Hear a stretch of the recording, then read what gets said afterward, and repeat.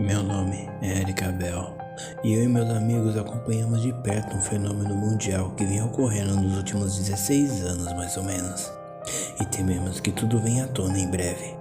Eu tinha cerca de 13 anos quando o evento inicial aconteceu, e como eu tinha 13 anos, sentia que eu tinha coisas melhores para fazer do que me importar com essas coisas. Eu realmente não me lembro muito claramente, mas lembro de ouvir meus pais falando sobre isso. Isso era sobre uma árvore misteriosa que apareceu no quintal de um homem que morava na Virgínia. Embora não tivesse grandes notícias na época, acabei investigando mais a fundo e se tornou um fator importante em meu interesse, principalmente pelo fato de meus pais serem um geólogo e uma botânica. E outras pessoas da minha família trabalham nessas áreas. Eu continuei estudando geologia para minha graduação e depois de me formar com honra em 2030, consegui uma posição de trabalho no Instituto de Pesquisa em Ohio, onde trabalhei com a assistente de laboratório doutora Gabriela Antario, que realmente viu e foi a primeira a estudar essas árvores.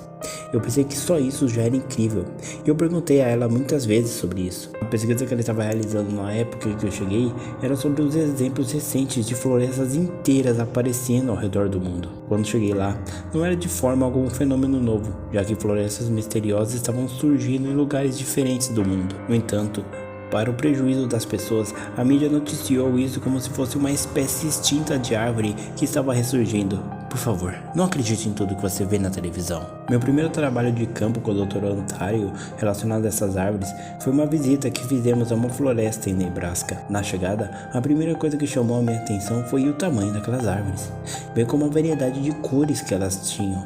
Ficamos um mês inteiro em Nebraska e o trabalho era intenso e exigia muito de mim.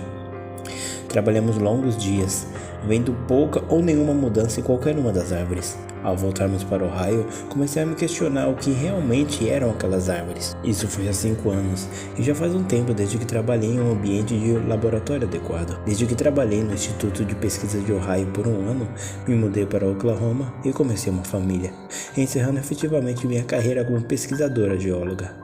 No entanto, não importasse o que eu fizesse, não conseguia parar de pensar naquelas árvores. Então, enquanto ser uma dona de casa era uma vida maravilhosa e gratificante, eu simplesmente não conseguia afastar minhas curiosidades sobre essas árvores. Uma noite, no entanto, decidi abrir meu laptop e olhar para as árvores pela primeira vez em anos.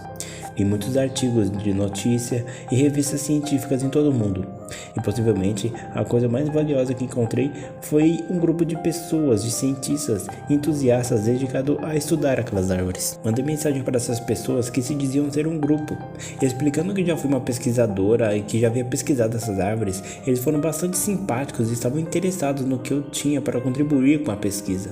E eu fiquei mais do que feliz em divulgar o que aprendi no meu tempo no laboratório trabalhando com a doutora Antario. Então, eu comecei a mandar vários e-mails na tentativa de criar um próprio grupo de pesquisa. Aquela noite reacendeu a minha paixão pela pesquisa geológica e percebi que era hora de voltar à pesquisa sobre aquelas árvores.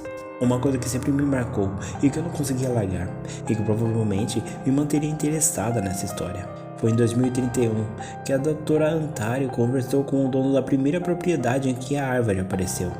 Na qual ela conversou com ele, ele compartilhou uma teoria de que aquilo não eram árvores, e sim alguma espécie alienígena.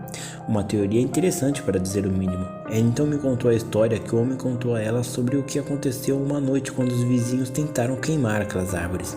Fiquei chocada com o que tinha ouvido, e admito que inicialmente tomei aquela história como uma farsa. No entanto, a doutora Antario insistiu que o homem não era alguém que criaria esse tipo de história, além de me dizer que os eventos daquela propriedade levaram o homem a recusar uma oferta de 178 milhões de dólares para arrancar a árvore lá para fins de pesquisa. Ao ouvir isso, só pude imaginar que existia de fato alguma veracidade no que aquele homem dizia.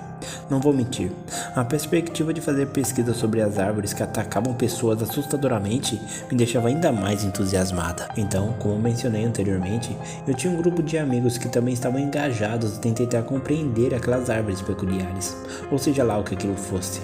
Não somos formados em nenhuma disciplina científica, mas sabemos que de alguma maneira tínhamos que descobrir o que estava acontecendo. Entre os meus amigos estavam Brandon, um ornitólogo, Carrie e Mark, os geólogos, e também Kelly, uma arborista.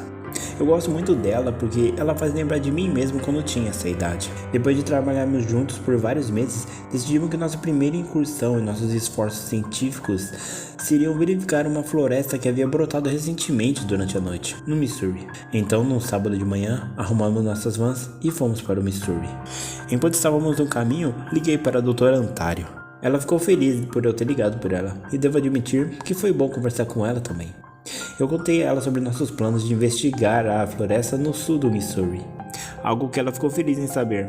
Mas ao ouvir isso, ela me deu novas informações, sendo que as florestas estavam começando a aparecer em maiores taxas do que antes. Ela disse que elas estavam surgindo em uma taxa até mesmo 20 vezes maior do que costumavam aparecer.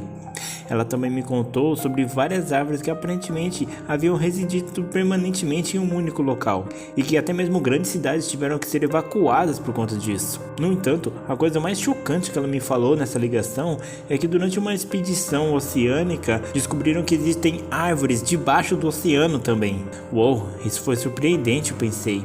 Agradeci ela pelo tempo e pela sua compreensão e rapidamente encerrei a ligação. A viagem foi longa, mas depois de muito tempo chegamos ao nosso destino e montamos o acampamento. Quando chegamos lá, meu primeiro trabalho foi medir o tamanho da árvore. Chegamos à conclusão que as árvores mediam em torno de 1900 pés ou 775 pés de altura. Certamente, essa seria uma das maiores árvores já registradas no mundo. Rapidamente, Brandon começou a catalogar todas as espécies de aves que visitavam aquelas florestas. E nessas observações de Brandon, ele falou que um pássaro bandeira índio passou e pousou naquela árvore. Esse pássaro é extremamente raro de ser visto nesse país. Não tenho certeza do porquê ele estaria aqui. Talvez ele simplesmente não tivesse para onde ir. O primeiro dia foi razoavelmente tranquilo. Consistia de catalogar tamanho, cor das árvores, esse tipo de coisa. A melhor parte, no entanto, foi quando Carrie pegou seu fogão portátil e preparou uma refeição para nós. Foi espaguete com um molho de carne. Estava uma delícia. Depois do jantar, as coisas se acalmaram rapidamente. Brandon pegou sua TV portátil e começou a assistir luta livre, enquanto o resto de nós jogávamos carta. Mesmo que estivéssemos jogando ali, eu tinha certeza que Kelly era a melhor de todas. Talvez devêssemos levá-la para Las Vegas quando isso acabar. Depois que o jogo acabou, todos nós pegamos nossos sacos de dormir e fomos para a van. No entanto, eu e Kelly ficamos acordados ainda por um tempo. Tivemos uma boa conversa e contei a ela sobre meu antigo trabalho em Ohio. E ela me disse que quando isso acabasse, voltaria para casa e terminaria sua pós-graduação, mesmo ela não sabendo o que fazer depois disso. Ela era... E depois de um tempo, nós também fomos dormir. O dia começou cedo e brilhante, e Brandon estava no campo observando os pássaros. Enquanto isso, Mark e Carrie coletaram amostras do solo ao redor das florestas, para ter alguma ideia do tipo de solo que aquelas raízes criaram. Mantive a distância naquele dia, principalmente estava monitorando a floresta em volta. Não encontrei nada de especial, além de alguns suaves balanços, mas eu acredito que isso seja o vento mesmo, pois aquele dia estava ventando bastante. O segundo dia foi exatamente igual ao primeiro, e fomos abençoados com os pratos deliciosos de Carrie. Dessa vez, ela fez macarrão de galinha e purê de batatas. Ela realmente deveria publicar um livro de receitas. Além disso, como o primeiro dia, o segundo dia terminou com um jogo de pôquer. O dia seguinte não começou bem como os outros anteriores, pois havia chovido na manhã, o que nos atrasou um pouco. Quando finalmente a chuva passou e voltamos ao trabalho, Mary e Carrie coletaram amostras do solo, das rochas e minerais para obter alguma explicação das árvores. Então, algo totalmente inesperado apareceu. Carrie, que estava fotografando as árvores, notou algo estranho. Ela me mostrou um close-up das árvores e me mostrou algo que a princípio não percebi, até que ela me apontou que estava de estranho. Essa é a cor da árvore. Como eu disse anteriormente, as árvores vinham de cores diferentes, mas o que ela me mostrou me deixou absolutamente chocada. Ela me mostrou uma foto de uma árvore que estava amarela e brilhante. Você vê? Isso é amarelo! Não dei tanta bola para isso, até que ela me mostrou uma foto que havia tirado no dia anterior. Olhe bem, essa é a mesma árvore de antes, mas estava roxa. Eu olhei a foto de perto e percebi, ela estava certa. Certamente era a mesma árvore, mas agora havia mudado de cor. Em todo o tempo que estávamos acompanhando esse fenômeno, eu nunca tinha ouvido falar de uma árvore mudando de cor assim. É verdade, isso pode ser um avanço, eu disse. Ei, Brandon e eu estávamos pensando em ir para Kansas City para comer um churrasco e trazer para o jantar. Imaginei que Carrie poderia usar para fazer uma das suas deliciosas comidas. O que vocês acham? Mark nos interrompeu. Eu tinha que admitir, um churrasco parecia uma boa ideia, então todos concordamos. e Mark perguntou o que todos nós queríamos. Eu disse que queria uma costela assada, enquanto Carrie e Kelly pediram sanduíches de carne de porco desfiada. Depois disso, os meninos partiram para Kansas City e nós três terminamos o dia. Eles voltaram por volta das 8 ou 8:30 e tivemos uma comida deliciosa. As costelas assadas estavam deliciosas, tanto que minha avó está impregnada por esse cheiro incrível. Brandon então pegou um pouco de frango assado. Ele até mesmo fez uma piada. Ele disse que, embora adorasse observar os pássaros, ele também gostava de comê-los. Isso gerou muitas risadas entre nós. Depois do jantar, estávamos tão cheios que fomos direto dormir. Naquela noite, algo que não esperávamos acabou acontecendo. Alguém bateu na porta de nossa van. Todos acordamos assustados. Certamente não esperávamos visita. Nós estávamos fora da cidade em uma área rural. Não era esperado que ninguém aparecesse lá.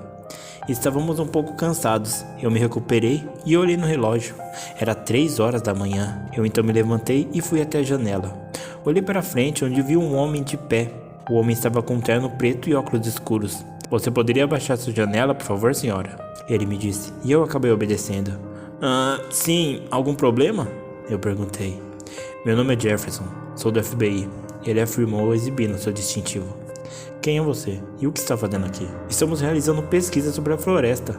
Eu respondi um tanto cautelosa, enquanto apontava para a árvore atrás dele. Depois de um breve silêncio, ele continuou explicando que o FBI também estava interessado naquelas árvores, e estava trabalhando com vários pesquisadores para tentar descobrir o que elas eram. Então, ele me perguntou se havíamos descoberto alguma coisa que poderíamos compartilhar com o FBI. Eu senti que não poderia mentir para ele, então concordei. Ele então me passou um endereço de e-mail para eu enviar os relatórios. E depois disso, ele me deu boa noite, voltaram para seus carros e foram embora. Como estávamos todos cansados, voltamos a dormir.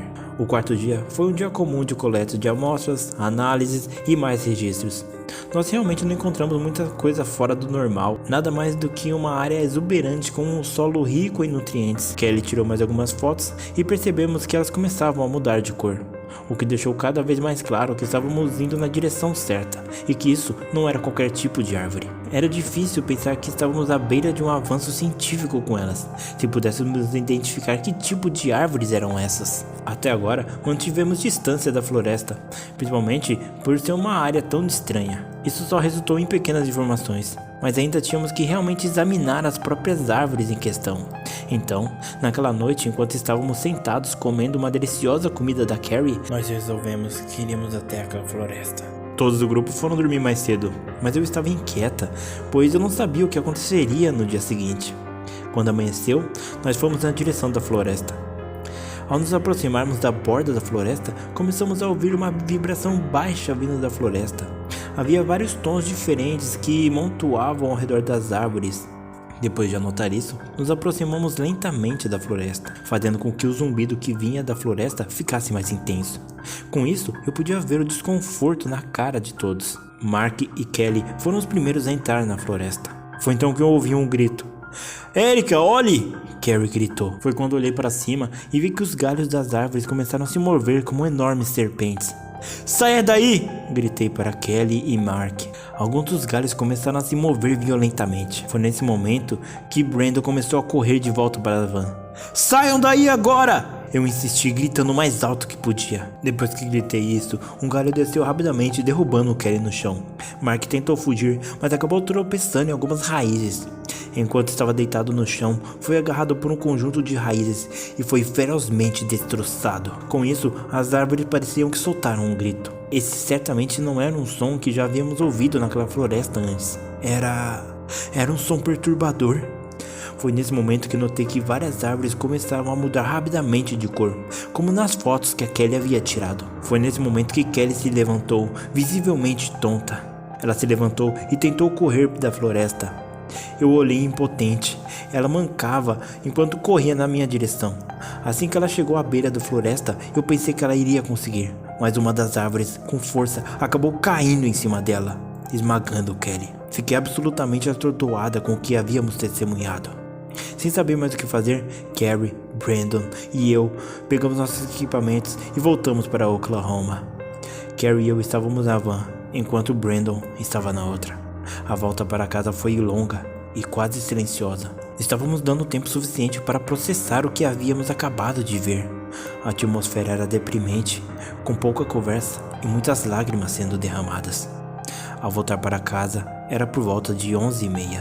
Eu então abri meu laptop e escrevi um relatório o mais sucinto possível para enviar para o agente Jefferson. Eu escrevi apenas 10 palavras. Não são árvores esse mundo. O fim está próximo.